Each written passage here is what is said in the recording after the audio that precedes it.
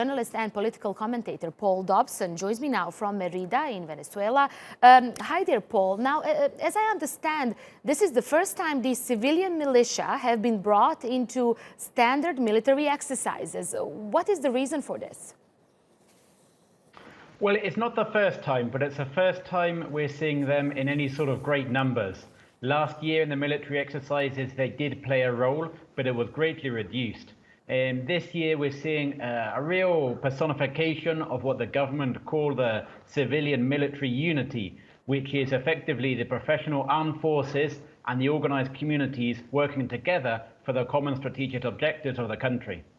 And is this in some way Maduro's celebration?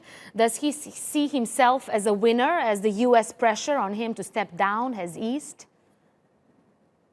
Well, the military exercises this year are taking place in a very different context to those from last year.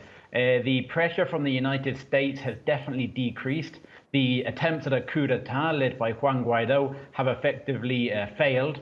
And while the sanction regimes are being increased against the country, any sort of talk of a military intervention is, while maybe not off the table, has certainly been put on a back burner for a while. And this can only be interpreted as a victory, not necessarily for the government of Venezuela only, but also for the country as a whole.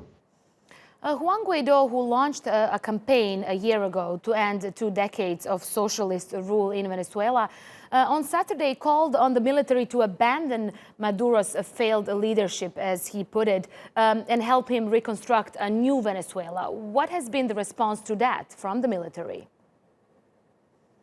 Effectively nothing. We've seen this sort of political discourse from Guaido many times over the last year.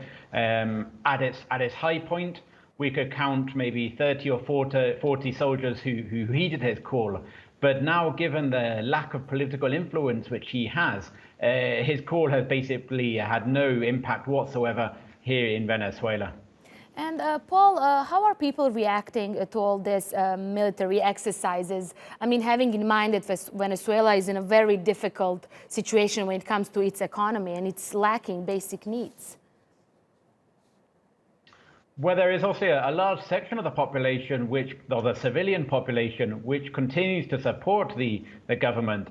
And many of these people are participating in these military exercises as well, observing and trying to work with the armed forces for common objectives. Obviously, the sectors of the population which oppose the government are opposing the military exercises as well, and see it really as a show of muscle from Caracas. Paul Dobson, thanks so much for that live for us from Mérida. Thanks, Paul, for your insight.